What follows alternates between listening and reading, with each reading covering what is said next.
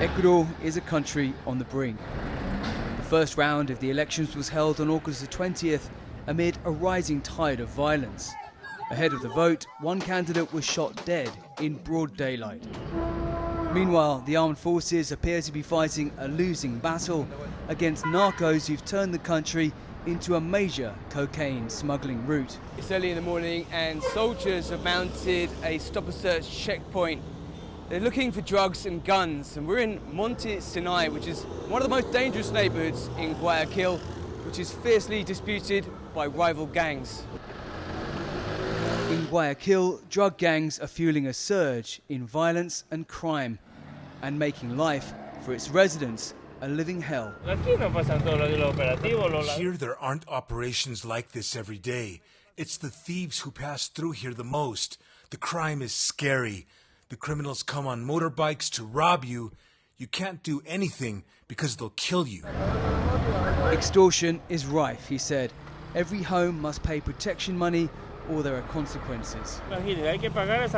Imagine, you have to pay, because if you don't pay, they'll come at midnight and plant a bomb or wait on the corner for you to come out and shoot you. Ecuador used to be a haven of peace amid the violence.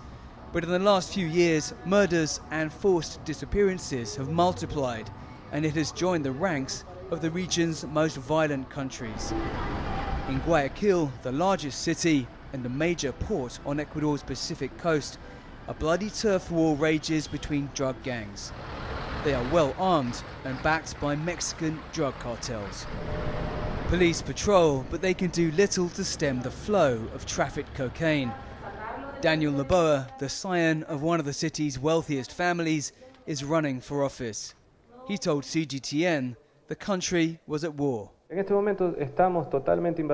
moment, we are totally invaded by narco-terrorism, and we have to fight with all the strength we have in the police and the armed forces to clean that up.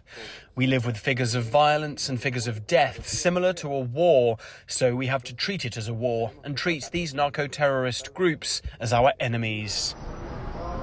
Businesses, big and small, are at the mercy of gangs extorting money and kidnapping those who refuse to pay. Earlier this year, the owner of this Italian restaurant was snatched from its premises.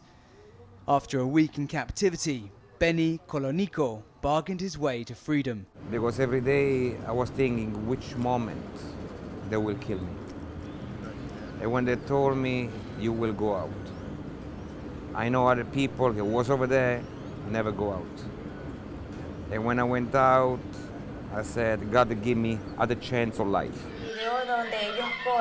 Many are not so lucky.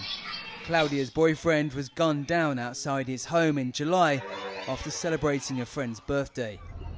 But the nightmare is not over. Claudia, not her real name, also fears for her life, as the murderers are still at large. We didn't report the murder, out of fear that they would do to his family members what they did to him.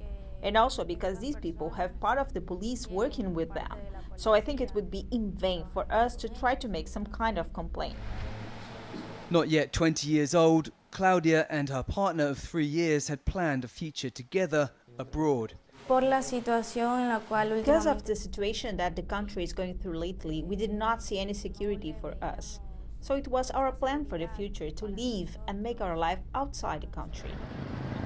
This year, thousands of mostly undocumented migrants left Ecuador, heading north. As a drug war rages on its doorstep, those record numbers will continue. Dan Collins, CGTN, Guayaquil.